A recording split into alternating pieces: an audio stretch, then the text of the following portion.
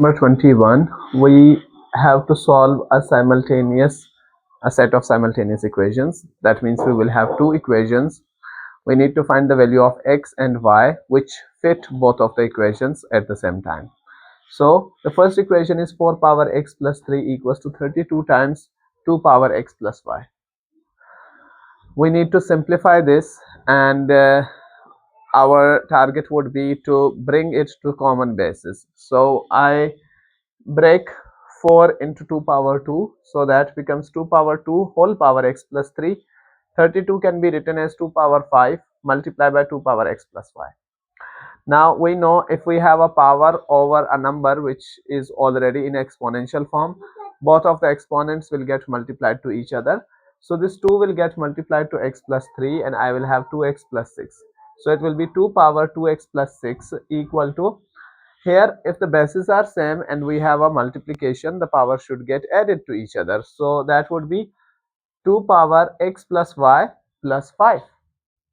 Now on both sides we have same bases, 2 and 2. If bases are same, power should be treated equal in equality. So 2x plus 6 is the power of the left hand side, x plus y plus 5 is the power on the right hand side. They should be equal. If I shuffle them in such a way that x variables are on one side, y variable and constants are on the other side, I get 2x minus x equals to y plus 5 minus 6. The simplification of this gives me x equals to y minus 1. Now I can use this value in the second equation that has been given to me. The second equation is 9 power x plus 3 power y equals to 10.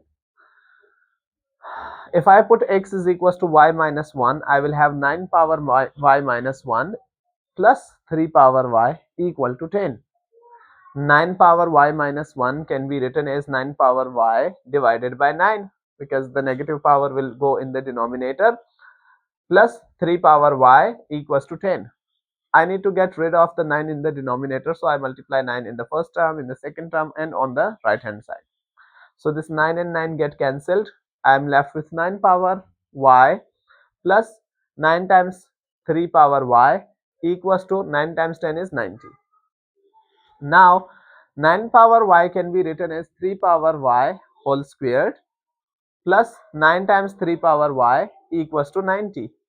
If I use a substitution of my own and call 3 power y as z, I will have z squared plus 9 times z minus 90 equal to 0.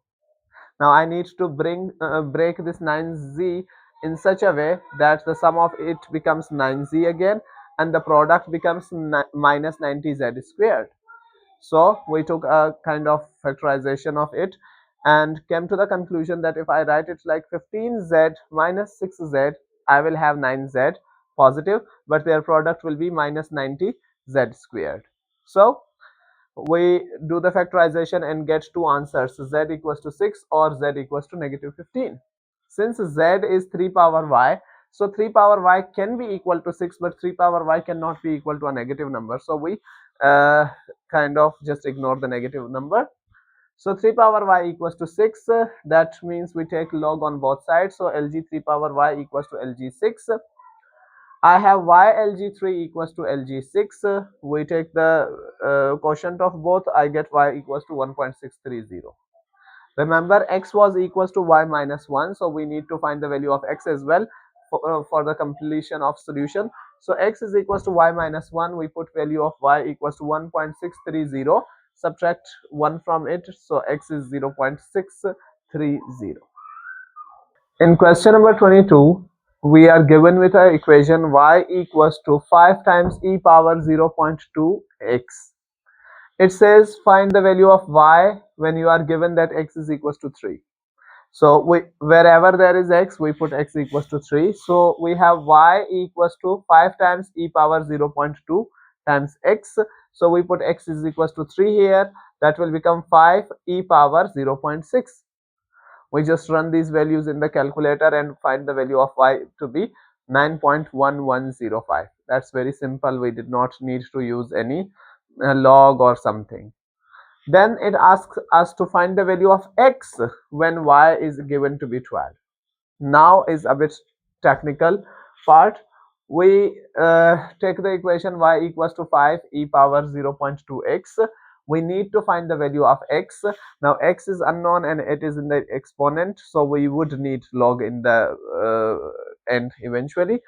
We put y equals to 12. This 5 goes in the denominator in divide on the other side, so 12 divided by 5 is 2.4.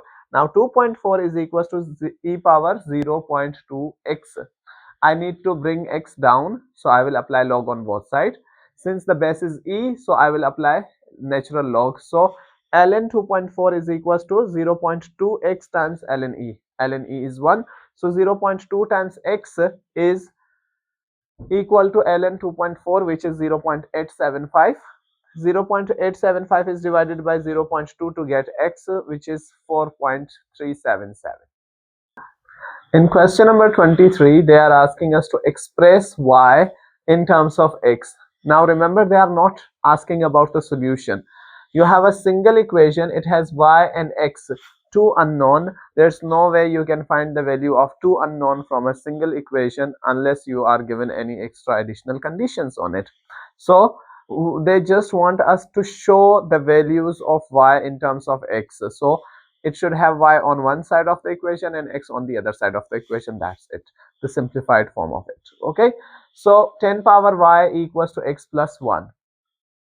If y is in the power of 10, we need to bring y down. We apply log on both sides. Something very easy is given to us, that it's the base is 10, so lg is the common log that we by default use there if we have any base other than e. But in this case we have base 10, so 10 is the base of the common log, so that's kind of a the easiest thing at all. So lg 10 power y equals to lg x plus 1. I know that applying log, the power will come in the multiply, so y lg10 will be equal to lgx plus 1. I know the answer of lg10 is 1 because lg has a base of 10, so 10 log of 10 to base 10 is 1. So this becomes 1, y becomes equal to lgx plus 1. A very simple thing that we understand from here and we will be using in the C part and D part is that when you have 10 power something and you want to simplify it, whatever you have on the right side will go in the lg. Okay, so you take log of this and this 10 from the base will get removed. Or if you have log on this side and you want to remove the log, you will have to apply a base 10 on the other side. That's very simple, right? So see, we use this in part C. In part C we have natural log of y plus 1 equal to x. I need to remove this log. See, if I need to remove this log from here, I need to put a base 10 on y, right? The similar way, if I want to remove this ln, I need to put e base under x. So it should directly be written as y plus 1 equal to e power x.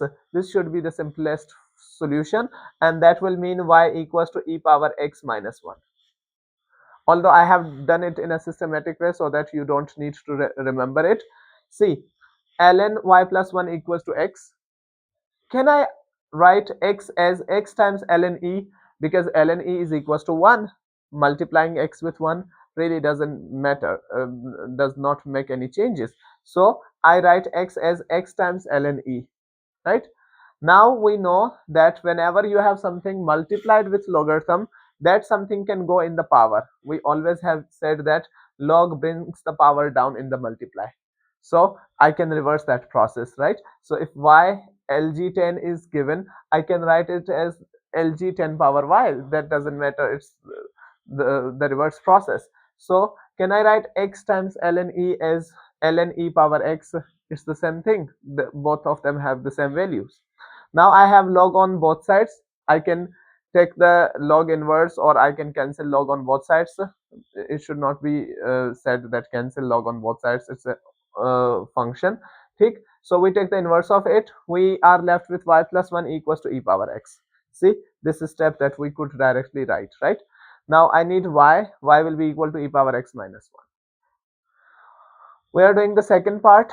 It's exactly similar to the first part. So e power 1 minus y is equals to 3 power x. In order to remove this e, I need to apply log to this 3x only. So the simpler answer would be you take e equals to, sorry, you take 1 minus y equals to ln 3x. That's simple. You need to remove this e, you apply log on the other side. So this power will come down, 1 minus y will come down, and that will be equal to ln 3x. So see, we apply ln on both sides, we have ln e power 1 minus y equals to ln 3x. Now when we apply log, power comes down in the multiply, so 1 minus y comes down in the multiply, multiplied with ln e. Ln e is 1, so 1 minus y is equals to ln 3x. This thing directly. I need y, so you shuffle them. Y will be equal to 1 minus ln 3x. The very same property will be used here. You use this one case or this case. So say we have 2 times lgy equals to x minus 2. I need to take this 2 in the power, because if something is multiplied with a log, it can go in the power of the variable that is being given to the log, right? So this will become lgy square is equals to x minus 2. Now I have lg of something equals to a number. We have discussed it here. Okay, if you want to remove this lg, you just give a base 10 to the other number. So I can directly write this thing as y square equals to 10 power x minus 2. So you need to remove this lg from y square. You just give 10 base to this x minus 2. So y square will be equal to 10 power x minus 2. You need y. You take square root on both sides. So y will be equal to 10 power x minus 2 under the square root. Right? This is the answer that we have.